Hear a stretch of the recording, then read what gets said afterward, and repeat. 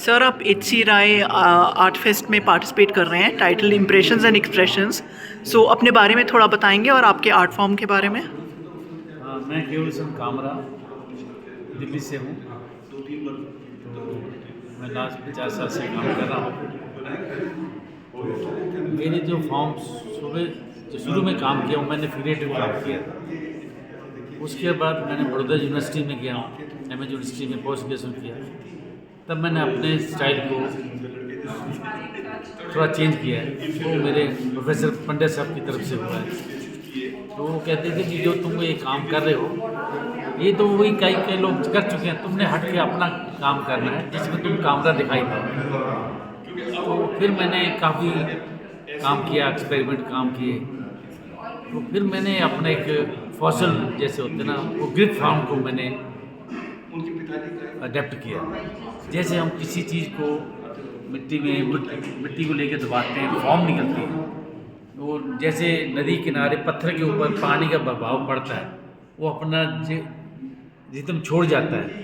उस फॉर्म को लेके मैंने ये काम किया। देखो ना, ये मेरे वुड की फॉर्म, ये स्क्यूज है, ये से मदर माँ बेटी को सिंपल फॉर्म में दिखाने की कोशिश की।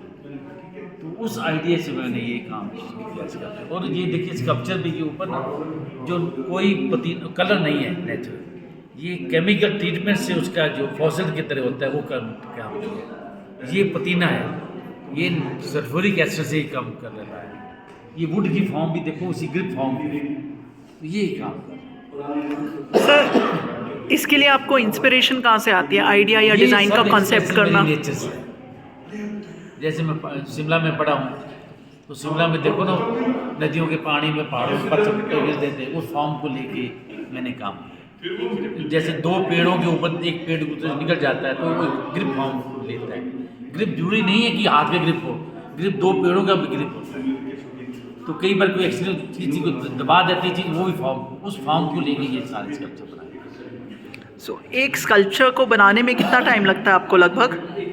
वो स्कल्पचर जैसे वुड कार्विंग है वो तो एक ब्लॉक लेके हम कार्विंग कर लेते हैं, पर जो मेटल कास्टिंग है वो हम पहले इसको क्ले में बनाते हैं, फिर मोल्ड लेते हैं, प्लास्टर पेरिस बनता है, फिर वैक्स वेस्ट मोल्ड प्रोसीजर से करते हैं, इसको वैक्स में बनता है, फिर इसको पोरिंग होती है मेटल की, तो फिर ये इसका लंबे प्रोसीजर से काम करते हैं। कुछ सैंड कास्टिंग होती है ब्रॉन्ज की, वो सिंपल फॉर्म को लेके हम सैंड में दबाते हैं, उसका इमेज आता है, उस फॉर्म में फिर मेटल डालते हैं, वो स्कल्पचर सॉलिड बनते हैं। होलो कास्टिंग नहीं होती।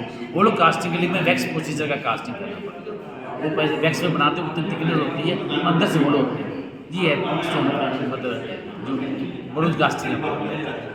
सो मेटल में और वुड में करने में कितना टाइम लग जाता है आपको एक स्कल्पचर कंप्लीट करने में?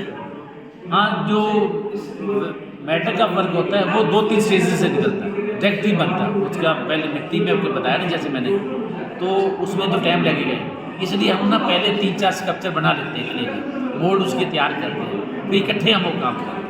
तो उसका जैसे स्कल्पचर में 10 दिन लगे तो 3-4 स्कल्पचर हो जाए तो हमें वो मेटल पोरिंग करने में ईजी होता है। नहीं देखिए स्कल्पचर ये बनाना मुश्किल हो जाता है। तो बाकी वुड कार्विंग है वो हम महीने में पता डिपेंड करता है साइज़ के ऊपर किस तरह का वो टूल का यूज़ होता है। और मैं कोई मशीन यूज़ नहीं करता अपने, ये मेरी बात, मैं अपना वो पुराने ट्रेडिशनल टूल से ही काम करता हूँ। सर यंगर जनरेशन की बात करें तो क्या बच्चे इस आर्ट फॉर्म की तरफ जा रहे हैं? हाँ, आजकल की नई जनरेशन के ऊपर यही प्रॉब्लम है, वो चाहते हैं कि हम बहुत जल्दी आगे बढ़ जाए, हमें वो पहली स्टेज को गुजरना ना पड़े, नेक्स्ट स्टेज की तरफ जाते हैं, क्योंकि आजकल डिजिटल काम हो गया है। तो वो जो पहले स्केचिंग वो चीज़ करनी चाहिए वो कम, उस पर ध्यान कम दे रहे हैं, तो वो फास्ट चाहते हैं। तो मेरा मुझे भी तुम जो फर्स्ट लर्निंग को जरूर करें, स्टार्टिंग से अब टीचरों से सीखें, उस स्केचेज करें, उसकी पहले एनाटॉमी की तरफ जाएँ, फॉर्म को देखें, उसमें आगे वो नेचर को पूरी तरह, नेचर की जो फॉर्म को पूरी जब अपने आप अंदर नहीं ले जाते, वो उसको थोड़ा चेंज तो करना ज़रूरी है। तो नेचर वैसा बना तो रिप्रोडक्शन होगी, तो चेंज भी करना है। तो उसमें उसको जो उसकी अपनी क्वालिटी, अपनी जो फीलिंग है वो भी इसमें डालें, तब एक नई क्रिएशन बनती है। राइट। सर आप इस आर्ट फेस्टिवल में आए हैं, फोर्थ जनरेशन ऑफ आर्टिस्ट हैं, तो एंड ऑफ कोर्स आप राय सर के फर्स्ट स्टूडेंट भी रह चुके हैं. हाँ ऐसा में so over a period of time आपका एक्सपीरियंस क्या रहा है? इम्प्रूवमेंट अगर हम देखें, इम्प्रूवमेंट के उसमें या ग्रोथ के उसमें आर्ट में, तो कैसा एक्सपीरियंस रहा है? नहीं, हमारे समय में और आज के समय में तो बहुत डिफरेंट आ गया. हमारे समय ना कंप्यूटर था, ना मोबाइल था, ना कुछ नहीं था. आज तो हर काम डिजिटल हो गया. तो इसलिए वो तुम्हें थोड़ा सा उसके जो नेचर जिस बिल्कुल हम कॉपी कर रहे हैं ना, उसके थोड़ा हटना भी है. स्कल्पचर में भी इस तरह वही फॉर्म को हम लोगों ने क्रिएटिव पोर्ट्रेट पहले रियलिस्टिक पोर्ट्रेट किए, सेम फिगर बनाते थे. वो रियलिस्टिकली तो ठीक है, पर हमने जब उसमें क्रिएटिव करनी तो उस पोर्ट्रेट को भी थोड़ा चेंज करना है. स्कल्पचर में भी उसको बोल्ड स्ट्रोक में काम करना है. क्रिएटिव पोर्ट्रेट उसमें एक्सप्रेशन हो, पूरी नहीं उसकी डिटेल में जाओ, कम स्ट्रोक में, क्ले में भी कम स्ट्रोक में वो काम दिखाया जाए तो अच्छा लगेगा. Right, thank you so much sir.